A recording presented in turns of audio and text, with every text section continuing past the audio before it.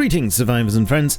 As you should know if you watched today's update vid, the big news is that Rust is definitely 100% coming to console in 2020, and if you haven't watched it yet, then go and see it now and then come back.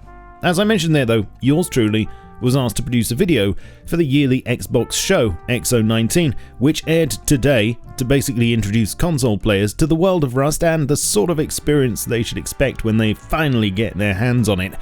I'd like to say a big thanks to Patrick at Facepunch for his input and the actors who helped with the footage, danv, Horse, Piveren, Nooby and Tish. And so, without further waffle, I can now show it to you. Enjoy.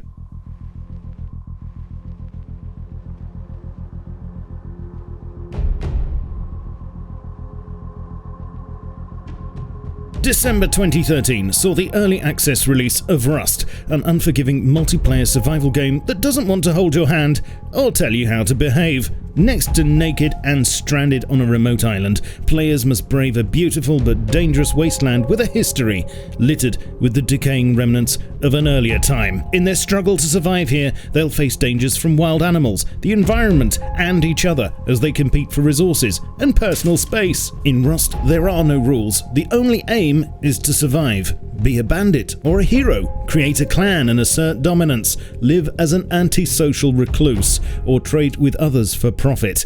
It's up to you. From early access to full release, Rust is a social experiment that millions of people have taken part in, and it continues to grow, both in player count and scope, with new weapons, tools, features, and ways for players to carve their mark on the landscape constantly being added.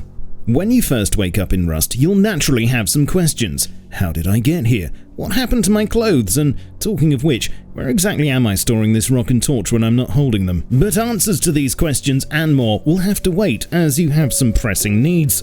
Hunger, thirst, and cold are all problems that must be confronted head-on if you're to survive here. Hitting things with your rock is generally a good idea. Trees and nodes will yield wood and stone, picking hemp gives you cloth, and sticking them all together plants your foot firmly on the first rung of the survival ladder. A stone axe and pick will let you gather resources much faster. Basic clothing helps protect from the cold, and a sleeping bag will give you a place to respawn from in case the worst happens, which it probably will quite soon. Animals can be hunted for food and other resources, just be careful which ones you pick a fight with.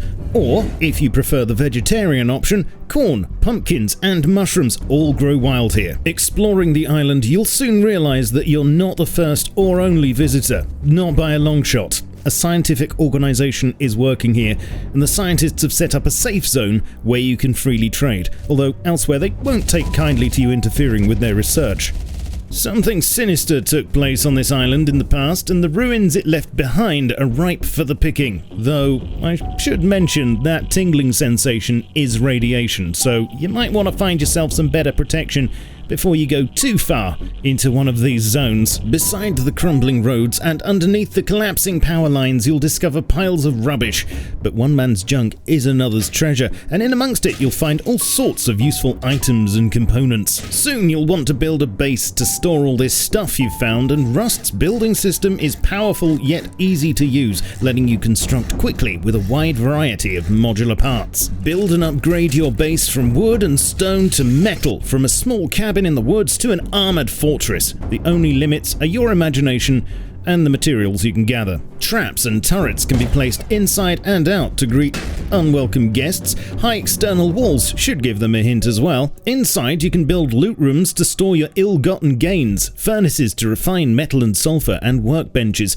to craft higher tier weapons and armor. In Rust, knowledge is power, and blueprints are knowledge. You start off knowing a few basic crafting recipes, some others you can find, and the rest you must research using scrap. Think of this as Rust's currency, which can be found in loot and sometimes even won at the bandit camp, the home of another faction that lives on the island. Occasionally, a plane will fly overhead and release an airdrop. This is your opportunity to obtain some of the most sought-after items. But be warned, you probably won't be the only one wanting to get their hands on them. PvP is a major part of life in Rust. Players can use spears, bows and primitive guns, various melee weapons, or learn to craft higher tier weaponry.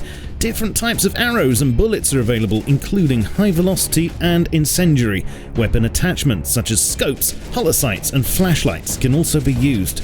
Another important aspect of Rust is raiding, the act of breaking into your neighbours' bases and reappropriating their valuables. Early on, this could involve axes and bean can grenades, but in late game, more effective methods can be used, such as satchel charges, C4, and rockets. The world of Rust is a savage paradise, a land of high risks and high rewards, where expectation meets grim reality in the wasteland of opportunity, a place where trust is rarely mutual, where the past still casts its shadow and offers rewards for those willing to step into it. Welcome to Rust. How will you survive?